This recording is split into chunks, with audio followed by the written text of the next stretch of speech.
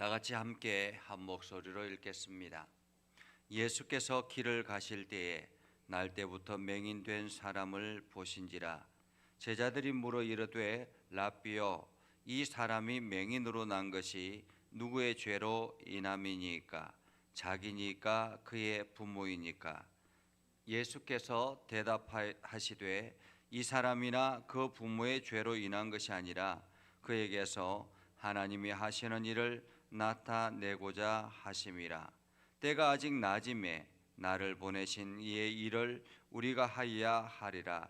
밤이 오리니 그때는 아무도 일할 수 없느니라. 내가 세상에 있는 동안에는 세상의 빛이로다.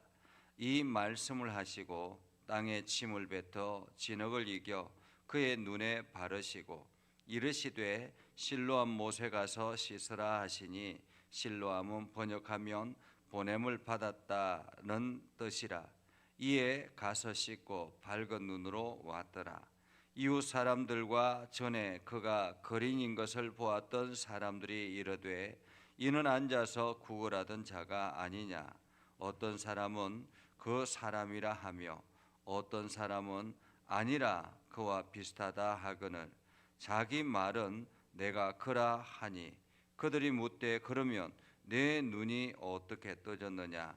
대답하되 예수라는 그 사람이 진흙을 이겨 내 눈에 바르고 나더러 실로암에 가서 씻으라 하기에 가서 씻었더니 보게 되었노라.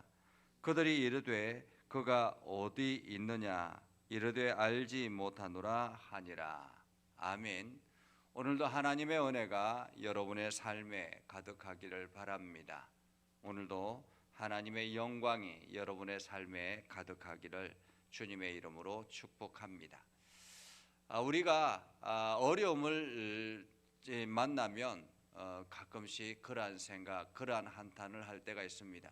내가 죄가 많아서라는 그러한 생각을 할 때가 있죠. 과거에 우리 어머니들이나 어른들이 늘 하는 말이 뭔가 안 좋은 일들이 많이 생기면 내가 죄가 많아서라는 그런 생각을 하면서 한탄하시는 그런 모습을 봅니다.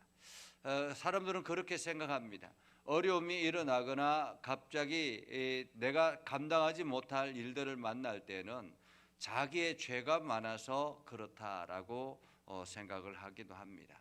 물론 그럴 수도 있죠. 자기의 죄 때문에 하나님께서 진노하셔서 그렇게 벌을 주시는, 다시 말하면 경고를 하시는 그런 경우들도 있습니다.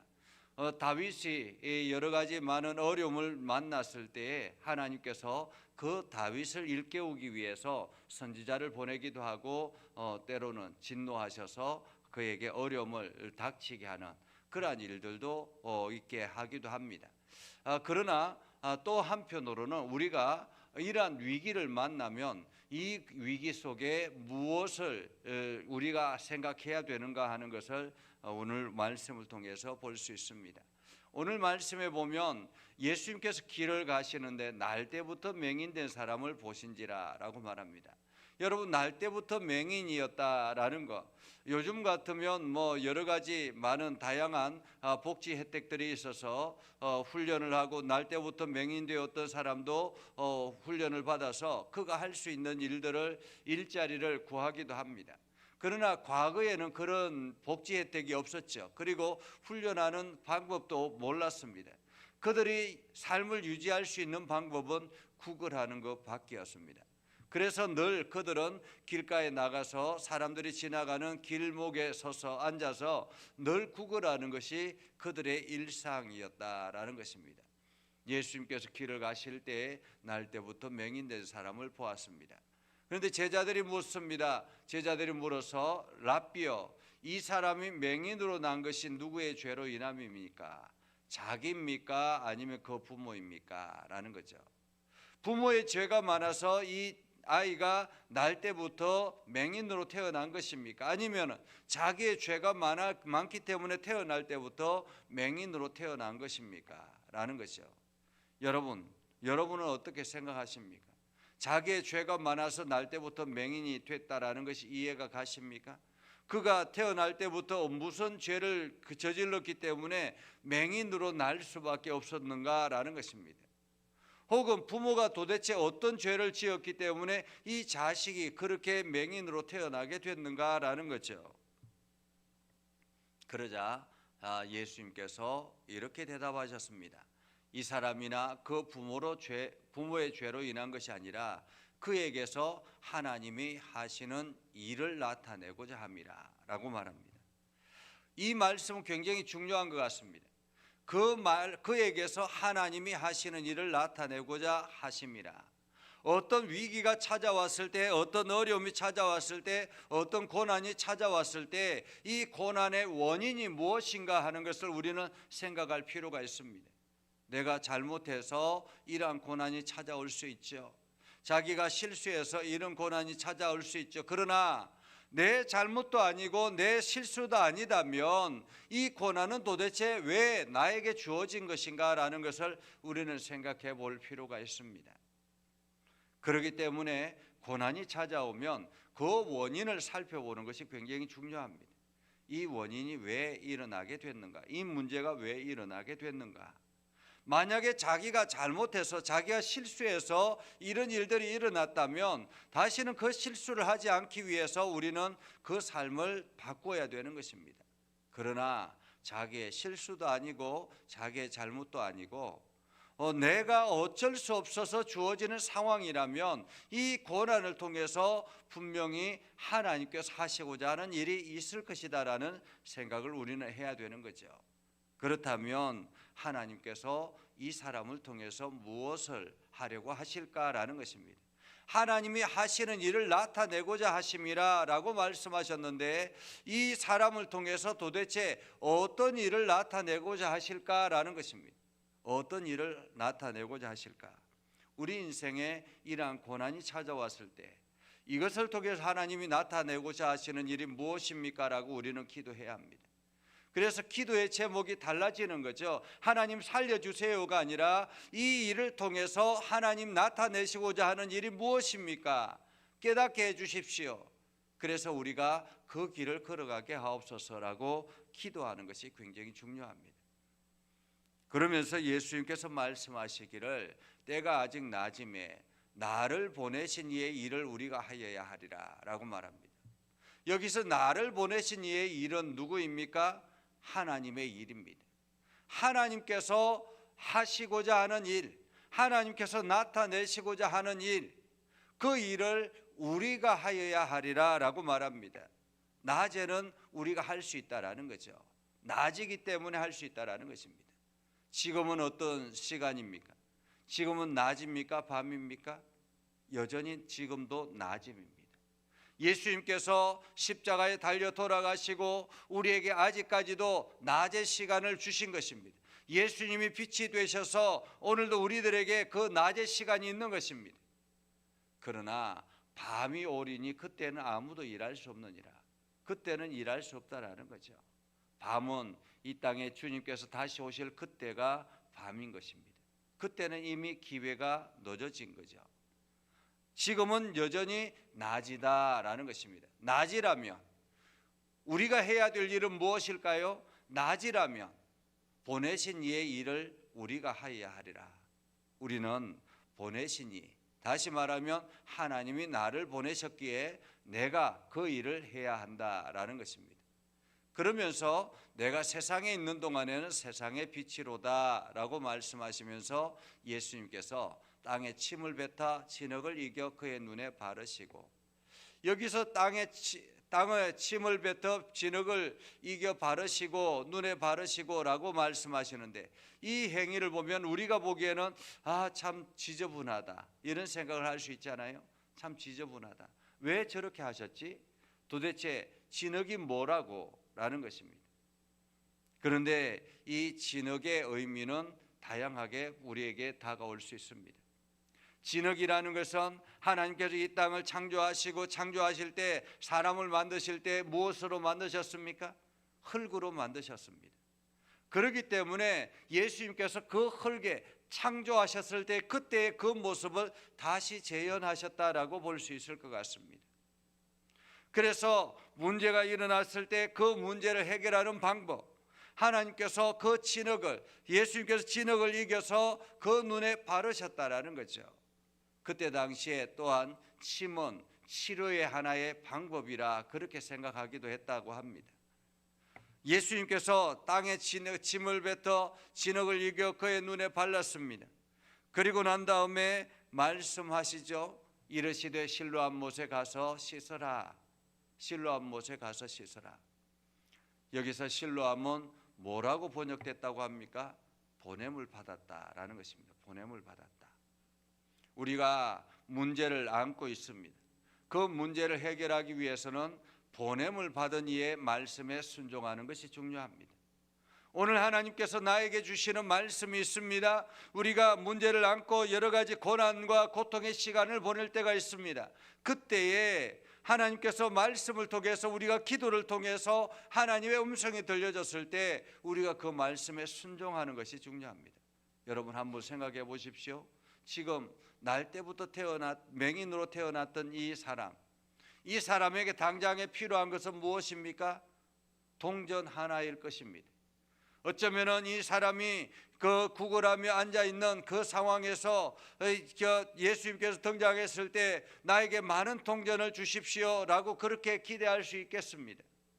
그가 앞이 보이지 않기 때문에, 어쩌면 태어날 때부터 앞이 보이지 않았기 때문에 영원토록 앞이 보이지 않을 것이라는 생각으로 그 모든 인생을 포기하며 살았을 것입니다.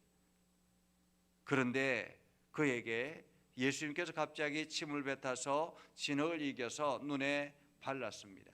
그리고는 실로암 못에 가서 씻으라라고 말씀합니다. 여러분, 이 맹인이 실로암 못에 걸어가기 위해서는 얼마나 많은 수고가 애씀이 있어야 하겠습니까?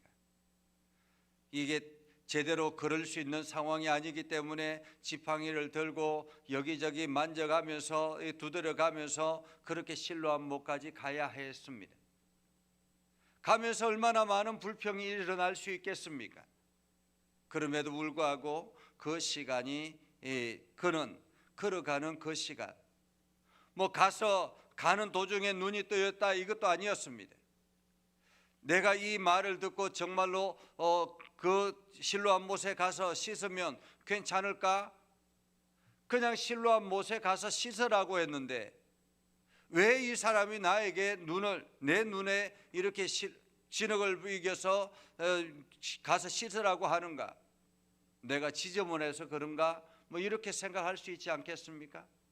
예수님께서 실로암 못에 가서 씻으라, 그러면 내 눈이 밝아질 것이다, 이렇게 말씀한 것도 아니었습니다. 실로암 못에 가서 씻으라, 이것이 그냥 예수님의 명령이었습니다. 그런데 신기한 것은 불평 한마디 하지 아니하고 왜 나에게 이렇게 합니까? 라고 말하지도 아니하고 그냥 묵묵하게 실로암 못으로 걸어가서 씻는 것입니다. 가서 씻고 밝은 눈으로 왔더라라고 말합니다. 오늘 우리가 위기를 만나면 예수님의 말씀에 초점을 맞춰야 합니다.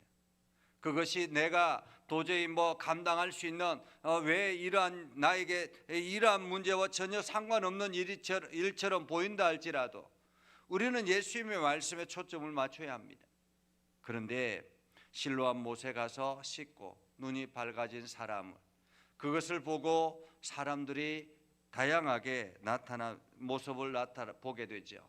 이웃 사람들과 전에 그가 거린인 것을 보았던 사람들이 이르되 이는 앉았던 구걸하던 자가 아니냐, 또 어떤 사람은 그 사람이 아니다, 비슷하다라고 이야기하죠. 비슷하다.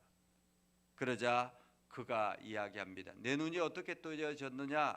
그러자 예수라는 그 사람이 진흙을 이겨 내 눈에 바르고 나더러 실로암 못에 가서 씻으라 하기에 내가 가서 씻었더니 보게 되었노라 라고 말합니다. 씻었더니 보게 되었노라.